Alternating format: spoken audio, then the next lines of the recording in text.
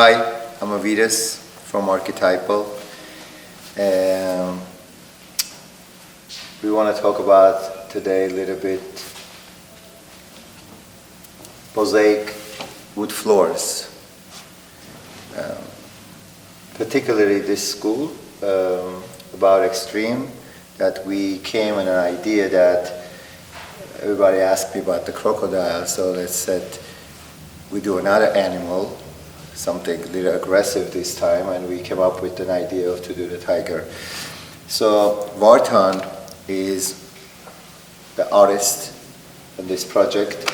He came up with the tiger. He took the tiger and he drew it on the wood, plywood first. And after we have the image on the plywood, we start thinking what kind of wood shall we use. And we set all the light parts. We should take 2 or 3 type of wood. So here we have wenge, we have white oak, maple, then we have fumed oak, different amount of fuming.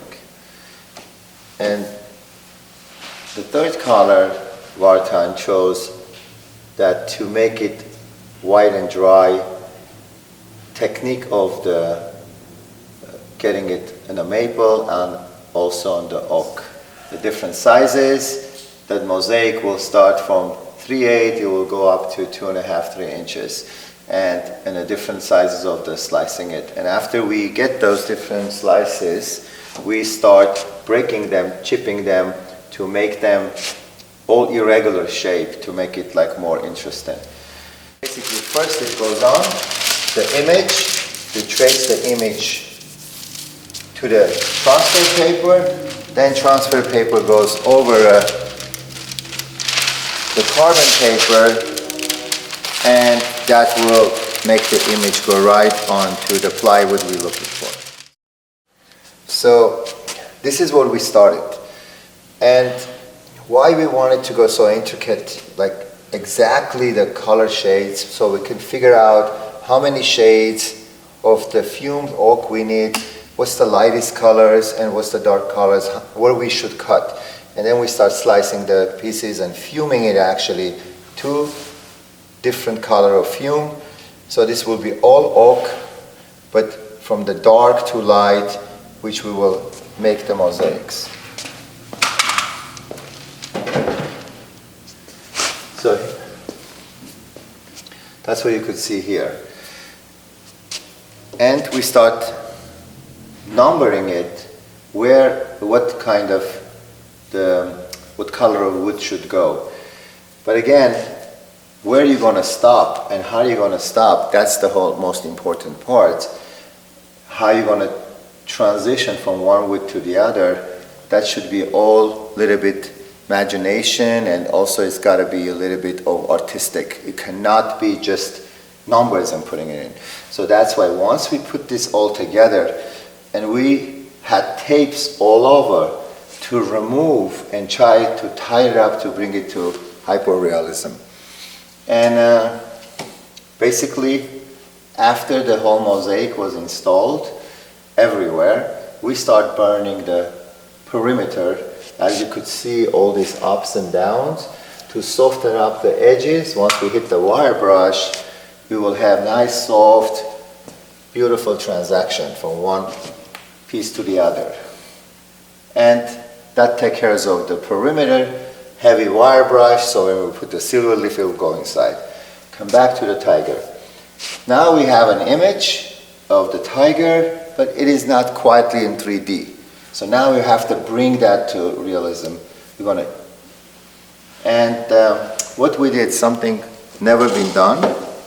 And as an artist, Vartan found a way that not to use too many colors, because he can easily draw a tiger, but instead using the oaks and wenge and maple on their own shades to find the differences. So what we did, we sealed the entire tiger with the waterborne sealer. So it will give us the lightest color we can get on the tiger. on the wood. Then we looked at it, that perhaps we'll take a look at this maple. And we looked at it, how to transfer from the maple to the darker Venge. We scratched these areas, we opened up the wood. Same way around the oak, we left it sealed some part, and we start gradually cleaning to open up the wood. And here it's already fumed, so that's the transition right there from very dark to orangey dark, and then dry, light gray, white in the middle, which gives you that curve point. So it's a lot of artistic touch went here to bring it to realism. And then once we opened up the areas, scratched it up, now actually in reality it's much lighter than even maple because it's scratched up, waterborne, finished. And then once we put the wet oil over it, it ambered. All the parts are open to get that ambered oak, ambered maple color, and it's brought it to a realism. So this is the way it was done. Then we have the eyebrows, the eye darker parts. We use some darker surface oil all around, and then let it dry. After it dried, we put a silver leafing on it, all the dark background. Then we start cleaning it completely, gradually, just leaving a little bit inside of the grains to give that rich background, not to take it away from the tiger. And the end, we end up looking for a name for the tiger, and we had one of the students actually look like him and act like him. So we called him a Roland, Estonian tiger.